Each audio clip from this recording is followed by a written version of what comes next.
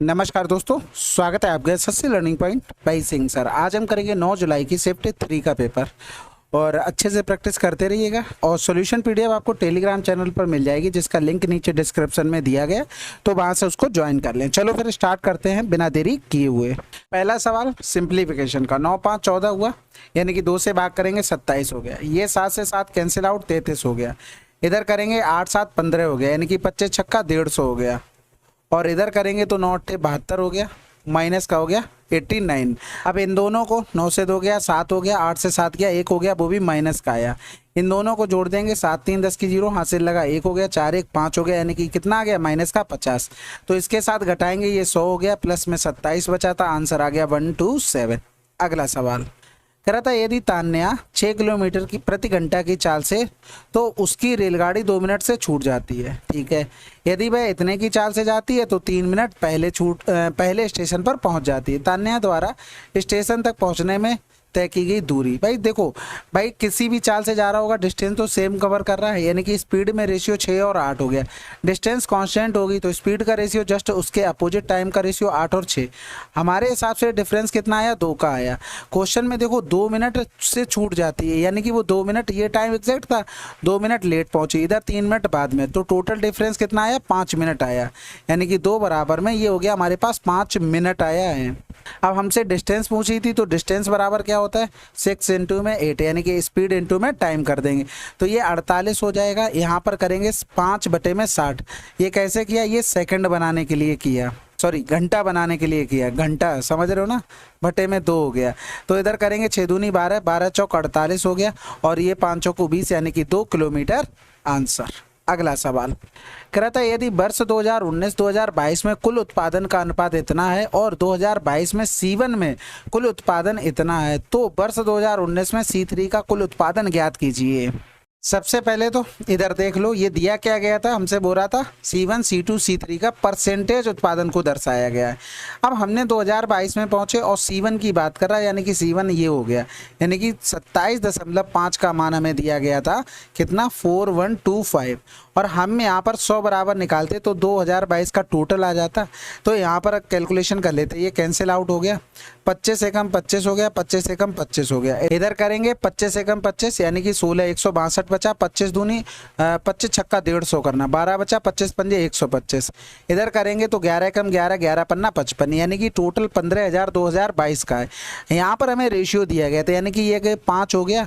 अगर हम 3 बराबर निकालेंगे तो 2019 का मान आ गया। अब 2019 में C3 का मान निकालना है, तो 2019 में ये टोटल हो गया, यानी कि 100 का मान हो गया। अगर C3 का देखें तो ग्रे कलर में, यानी कि 17.5 का हमें मान निकालना, तो ये 0 से 0 चला गया। इधर करेंगे तो ये 5 तियाँ 15 हो गया, 3 तिरका 9 हो गया, ये 0 इससे चला जाएगा, 9 पन्ना 45 हो गया, 17 तियाँ 17 ने में 153 हो गया, और 4 जोड़ देंगे तो 157, आंसर आ गया। ठीक है, अगला सवाल, निवेश की गई एक धनराशि पर 9% वार्षिक की दर से 5 वर्षों में कुल इतने का साधारण ब्याज प्राप्त हुआ। निवेश की गई राशि 9 पन्ना 45, ये जो मान दिया गया था 45 का दिया गया था। भाई 45 CI कब बनेगा, जब प्रिंसिपल हमने 100 माना होगा, तो यहाँ पर 100 का हमें मान निकालना था। तो 5 ने 45, 5 अट्ठे 40, 5 एकम 5, 9 ने 81, आंसर कितना आ गया 9000। अगला सवाल, एक स्पर्श रेखा उस बिंदु से खींची जाती है तो वृत्त के केंद्र O से 37 सेंटीमीटर की दूरी पर है और व्यास 24 सेंटीमीटर है। स्पर्श रेखा की लंबाई कितनी होगी। देखो ये सब क्वेश्चन इंग्लिश वाले हैं, ट्रांसलेट किए गए। कभी कभी क्या होता है, जब ट्रायंगल ABC लिखा होता है ना, तो वो ट्रायंगल डिनोट नहीं कर पाता ट्रांसलेशन में, तो ये यहाँ पर मिसिंग मिल सकता है। जब एंगल ABC लिखा होता है तो ये एंगल ये वाला डिनोट नहीं कर पाता है, ये मिसिंग मिल सकता है। और पाई भी कभी कभी नहीं कर पाता। तो कुल मिलाकर एडवांस का पोर्शन होता है ना, थोड़ा सा हिंदी को आप देख लिया करो, यही आपको एरर मिलेगी, बाकी कोई एरर नहीं मिलेगी। ठीक है, थोड़ा सा कोऑपरेट करना पड़ेगा, बाकी आप लोग समझदार इतना तो करेंगे, ऐसा भी मुझे उम्मीद है। ठीक है, तो सबसे पहले तो ये बना लिया, वृत्त का केंद्र कितना हो गया, O हो गया। अब एक स्पर्श रेखा खींची गई और ये यहाँ से कितनी दूरी पर है, 37 है। 24 व्यास दिया गया था, यानी कि ये कितना हो गया, रेडियस हो गई 12। हमसे स्पर्श रेखा की लंबाई पहुंच गई, यानी कि 12 35 37 ट्रिपलेट पता है, खत्म हो गया। अगला सवाल, रेखाओं x प्लस वाई बराबर 10 है और इसका मान इतना है। कह रहा था एक अद्वितीय हल है, रेखा इतने इतने के अद्वितीय हल और प्रतिच्छेदन बिंदु और x अक्ष के बीच की दूरी कितनी होगी।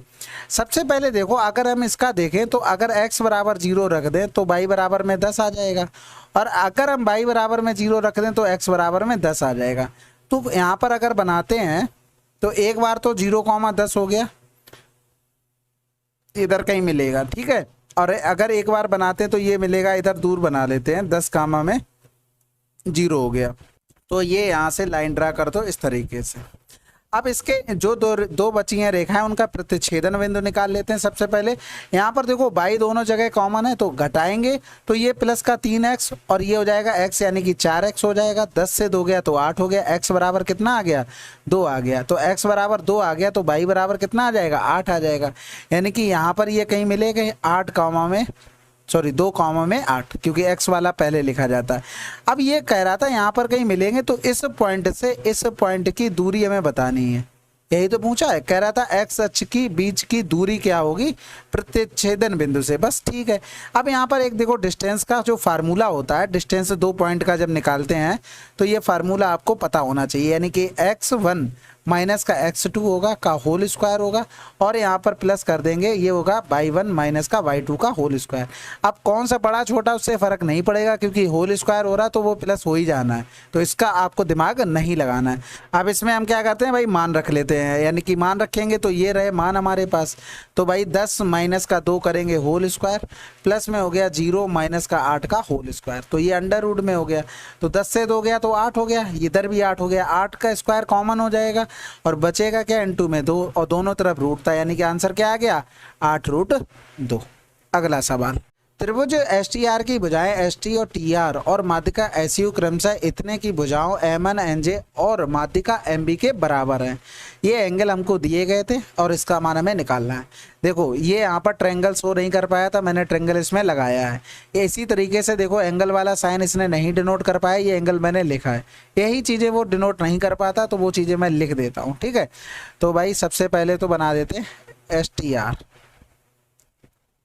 और ये क्वेश्चन है ना हिंदी वाला, ये भी कॉपी पेस्ट किया हुआ है, पूरा स्क्रीनशॉट लेके लगाया हुआ है, क्योंकि ये कॉपी नहीं होते स्क्रीन उस पर, जो कॉपी हो जाते हैं वो टाइप किए हुए होते हैं। तो ये एस टी आर हो गया, और 2 ट्रायंगल थे हमारे पास, एक हो गया M N J, M N और जे हो गया, ठीक है। यहाँ पर कह रहा था एस टी बराबर में बोल दिया एम एन के, यानी कि ये बराबर हो गया, और बोल दिया टी आर यानी कि ये बराबर हो गया इसके। माध्यिका एस यू यानी कि एस यू माध्यिका हो गई, और ये माध्यिका बराबर कर दी उसने एम बी माध्यिका के, यानी कि ये एम बी के बराबर हो गई। बस अब आसान हो गया सवाल तो काफ़ी हद तक। यहाँ पर देखो मान दिया गया था टी एस यू, यानी कि टी एस यू का 46, एन एम जे यानी कि ये वाला पूरा एंगल दे दिया था 79, एम बी एन यानी कि ये वाला 88 हो गया। एस आर टी एंगल निकालना, एस आर टी ये वाला एंगल हमको निकालना है। तो सिंपल सा देखो ये 46 है तो ये वाला भी एंगल 46 होगा। अब जब ये 46 हो गया तो ये 9 से 6 गया 3 हो गया, 7 से 4 गया 3 हो गया।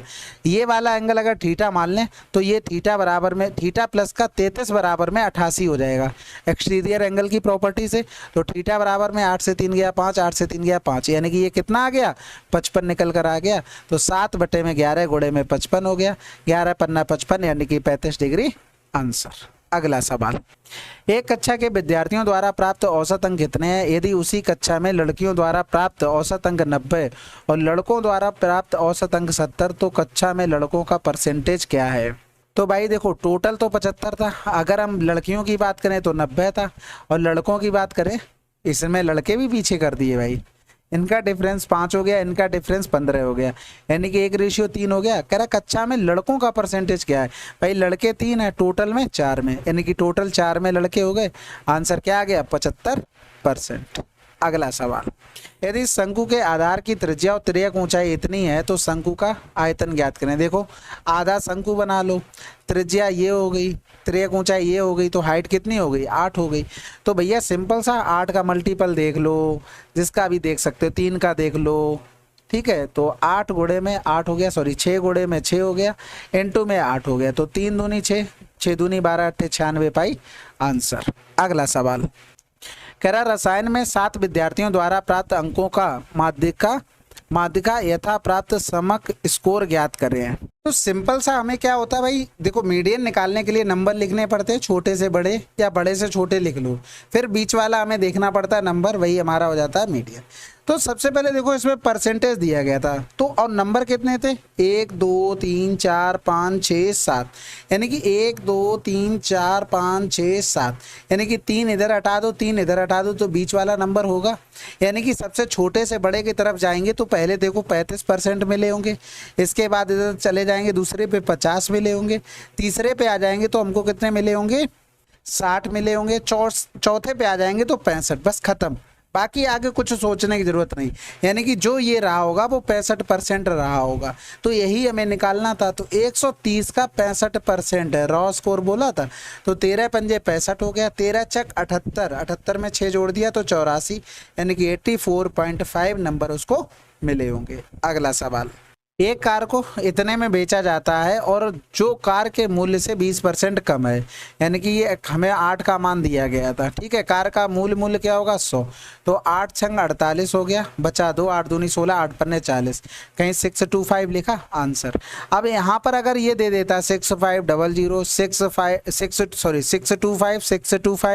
625 तब हमें एग्जैक्ट 100 पर काम करना पड़ता, लेकिन यहाँ पर हमसे ये उम्मीद नहीं रखते हैं वो, तो हम पूरा करेंगे भी नहीं। कह रहा था वर्ष 2016 के लिए प्रस्तावों तथा निर्मित किए गए भवनों का अनुपात ज्ञात कीजिए। तो सबसे पहले तो किसकी बात कर रहा है 2016 की बात कर रहा है, यानी कि सेकंड नंबर पे। तो भाई प्रस्ताव के लिए यहाँ से देखेंगे तो यहाँ पर देखो 2 यहाँ से 2 यहाँ से, यानी कि 4 दिए गए प्रस्ताव, ठीक है, एक ही ऑप्शन ही मिल रहा था बताओ। और फिर कह रहा था निर्मित कितना किया गया था यहाँ से, यानी कि ये बीच वाला पॉइंट ले लेंगे, ये 3 हो जाएगा, यानी कि 3 और ये 2 कितना हुआ 1 हुआ, आंसर तो आ चुका है। अगला सवाल, एक चुनाव में केवल 2 उम्मीदवार थे, एक उम्मीदवार को 35% मत मिले और वह दूसरे उम्मीदवार से इतने मतों से हार गया, डाले गए मतों की संख्या बतानी है। 65 यानी कि 30 बराबर में दिया गया था 381, यानी कि 3 एकम 3, 3 दूनी 6, 3 सत्ते 21 आंसर। भाई टोटल 100 वोट थे, एक को 35 मिले तो दूसरे को 65 मिले होंगे, कितने से हारा जीती हुई, बस 30 बराबर दिया गया था, हमें 100 बराबर निकालना था। अगला सवाल, 12 सेंटीमीटर 16 सेंटीमीटर भुजाओं और 20 सेंटीमीटर कर्ड वाले एक समकोण त्रिभुज, चलो कर्ड वाले ये 20 हो गया, ये 12 हो गया, ये 16 हो गया। कह रहा सम्मुख शीर्ष से कर्ड पर खींचा गया शीर्ष लंब हो गया, के का मान हमें बताना है, जो के दिया गया था ये।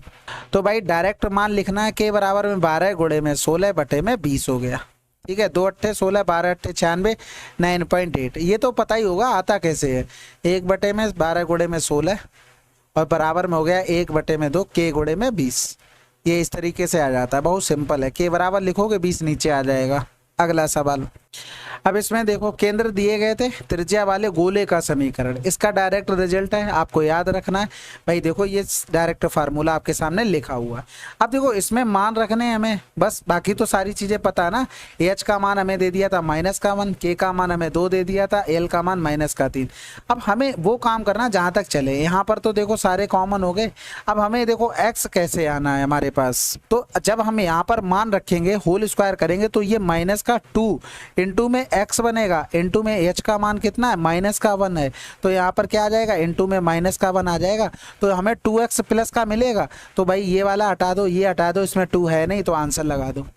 बाकी आगे पूरा मान ही रखने हैं, इसमें कुछ एक्स्ट्रा मैं अपनी तरफ से नहीं बता सकता हूँ।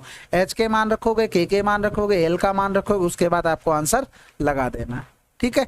तो ऐसा कुछ नहीं है कि जो आप कर ना पाओ। अगला सवाल, रेशियो हमें बताना था ए और सी का, देखो डायरेक्ट भाग कर दो, 5 बटे में 8 गुणे में इधर हो गया 7 बटे में 8, तो 3564 आंसर।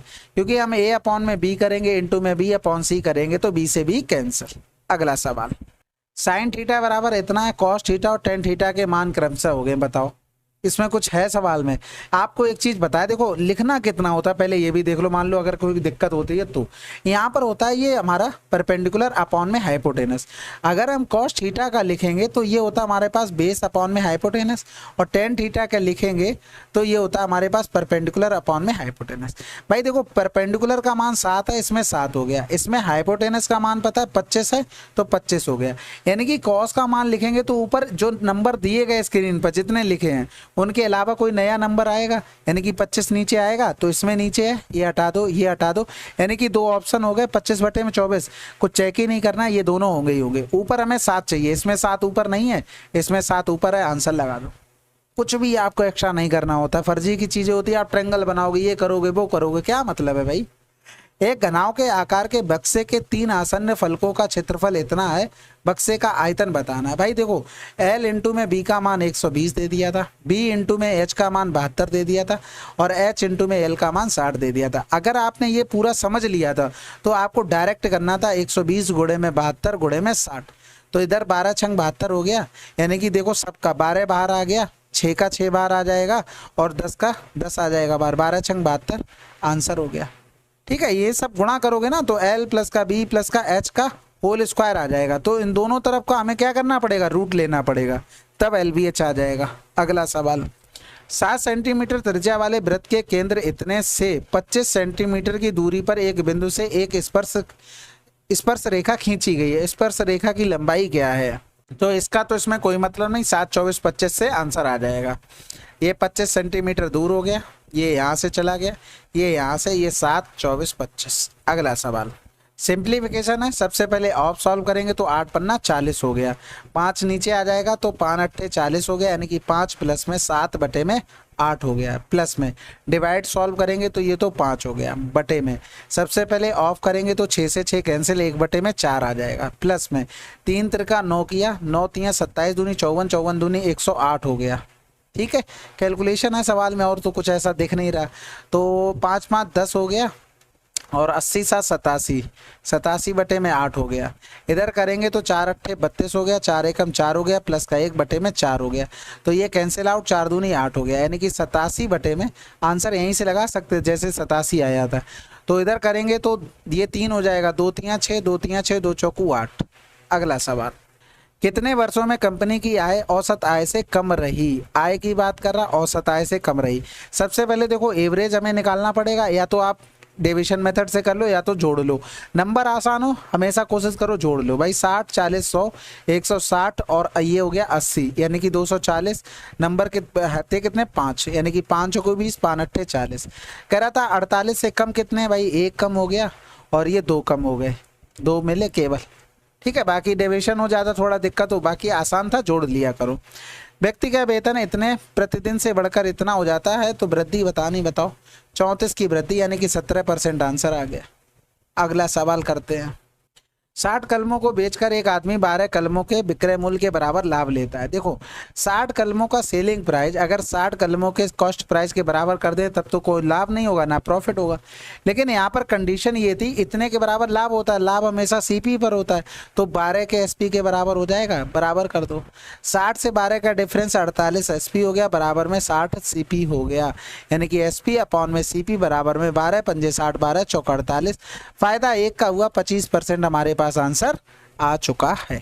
अगला सवाल, अंकित मूल्य पर 18% की छूट देने के बाद रमेश एक वस्तु को इतने में बेचता है और फिर भी इतने का लाभ कमाता है। यदि रमेश अंकित मूल्य पर इतने की छूट के साथ वस्तु बेचता है तो 0.2 स्थान तक उसका लाभ क्या होगा। बहुत आसान है, इसकी तो जरूरत भी नहीं पड़ेगी। मार्क प्राइस और कॉस्ट प्राइस 140 हो गया और ये हमारे पास 82 हो गया। अब इस पर अगर छूट देते 12% की तो कितने में बेचते हम भाई, 88 में बेचते, बटे में 100 हो गया, और इधर हो गया 82। तो इधर करेंगे 4 दूनी 8, 4 दूनी 8 हो गया, इधर 4 दूनी 8 तो नहीं कटेगा भाई, तो 2 से काट लो, ये 44, ये 44 और 2 चौकू 8, 2 एकम 2। तो इधर कर लेंगे 0 हो गया, ये 0 काट लो, 14 चौकू 56 हो गया, और 14 चौकू 56 और 5 61 हो गया। इधर करेंगे ये 410 हो गया। कितने का भाई फायदा हुआ, 6 और 0, 6 से 4 गया 2, डायरेक्ट भाग कर दो 410 से, और यहाँ पर 0 लगा दिए परसेंटेज वाले, तो भाई ये तो इससे कैंसिल आउट हो जाना। अब ऑप्शन का सहारा लो, 5 बार जाएगा, 5 एकम 5 हो गया, 5 को 20 उतारा ले, 0 भाग तो जाएगा नहीं, 0 लगा दो। अब भाई यहाँ पर पॉइंट लगा के 0 बढ़ा लेंगे तो ये चला जाएगा कितने, 2 बार, तो 2 एकम 2, 2 चौकू 8 हो गया, बस आंसर लगा दो। ठीक है, अब रेशियो समझ लो, अगर नहीं पता ये डायरेक्ट लिखना आपको आना चाहिए। क्या होता है कि अगर हम एमपी पर छूट देते हैं तो ये बनता जाके है सेलिंग प्राइस। 18% की छूट दे दी तो बचा कितना, 82%। अगर हम सीपी पर प्रॉफिट जोड़ देंगे तो ये क्या बन जाएगा, ये भी सेलिंग प्राइस, ये बराबर हो गया। तो एमपी अपॉन में सीपी बराबर में 140/82। तो ये हमेशा ध्यान रखो, जो भी लाभ होगा ये डायरेक्ट एमपी के नीचे कर दो, जो भी छूट होगा ये डायरेक्ट सीपी के नीचे कर दो। ये लिखने का तरीका होगा आपका। अगला सवाल, यदि 6 इंजीनियर एक काम को 5 दिनों में पूरा कर सकते हैं और 5 कुशल श्रमिक उसी काम को 7 दिनों में पूरा कर सकते हैं, तो उसी काम को 7 इंजीनियर और 4 कुशल श्रमिक द्वारा पूरा करने में कितना समय लगेगा। भाई 6 इंजीनियर की बात कर रहा है 5 दिनों में, 5 कुशल श्रमिक की बात कर रहा है, यानी कि कुशल श्रमिक के लिख लेता हूँ, ठीक है, इंटू में 7। अब इतना लिखना नहीं था, वैसे 5 काट लेते। अब यहाँ पर देखो इसकी इफिशियंसी ये हो गई, के की इफिशियंसी ये हो गई। अपने हिसाब से ट्रिक बनाया करो कि कैसे हम स्टेप्स कटिंग कर सकते हैं, जैसे आ जाए आपके दिमाग में। तो 6 गुणे में 5 गुणे में इफिशियंसी क्या थी इंजीनियर की, 7 थी। ये टोटल वर्क आ गया निकल कर, पहली लाइन से निकाला है टोटल वर्क, ठीक है। अब यहाँ पर हमें चाहिए 7 इंजीनियर, 7 इंजीनियर, इंजीनियर की इफिशियंसी 7 होगी, 4 कुशल श्रमिक, इफिशियंसी 6, तो 49 हो गया, 6 चौक 24 हो गया, यानी कि 9 4 13, हासिल लगा 1 हो गया, 5 2 7 हो गया। अब कटना तो है नहीं, तो 6 पंजे 30 हो गया, यानी कि 210/73 आ गया। ऑप्शन का सहारा लो, 3 त्रिका 9 4 13 नहीं होगा, 3 दूनी 6 5 11 नहीं होगा, 3 दूनी 6 4 10 होगा। इधर करेंगे तो 4, बताओ यूनिट डिजिट हमें 0 चाहिए थी, एक ही जगह मिल रहा था, ठीक है। अगला सवाल, अब ये सवाल देख लो, ये पता नहीं मैं कौन से सस्ते नशे किए हुए बैठा था और ये गलत हो गया, ठीक है, कोई नहीं, मैं माफ़ी चाहता हूँ, मैं सही करूँगा। ये इस टाइप का सवाल था ही नहीं, ये नॉर्मल था कि 2 वृत्तों की त्रिज्याएं ये दी गई थी, यानी कि यहाँ पर r बराबर में 27 और R2 बराबर में 36 था। केंद्रों के बीच की दूरी 45 थी, यानी कि ये दोनों वृत्त एक दूसरे को इंटरसेक्ट कर रहे थे, और ये कॉमन कॉर्ड यानी कि ये इसकी हमसे लंबाई पूछी थी, और मैं पता नहीं कौन से धुन में था, उससे आंसर भी आ गया, ये देख रहे हो आप। कोई नहीं भाई। अब यहाँ पर देखो केंद्रों के बीच की दूरी, यानी कि इनके केंद्रों के जो बीच की दूरी है वो हमको दे दी थी 45, और ये हो गया हमारे पास 27, और ये हो गया हमारे पास कितना हो गया भाई 36, ठीक है। यहाँ पर देखो ये बन रहा था ट्रिपलेट, 27 36 और 45, 9 3 27, 9 चौक 36, 9 पन्ना 45, यहाँ पर 90 डिग्री बन जाएगा। यानी कि अगर इसका एरिया लिखेंगे एक बार तो 27 गुणे में 36 और बराबर में 1/2, 45 गुणे में इसको मान लेते हैं b, ठीक है, इनटू में b हो गया। लेकिन यहाँ पर देखो इस टाइप का भी एक सवाल करके आए थे ना, इस तरीके से अगर लिखा हो, ये हमारे पास हो, ये हमें दे दिया 27 और ये 36, तो इसको कैसे निकालते थे, ये हमारे पास 45 था, तो 27 गुणे में 36 और बटे में 45, तो इस टाइप से ये डायरेक्ट लिख सकते थे, ठीक है।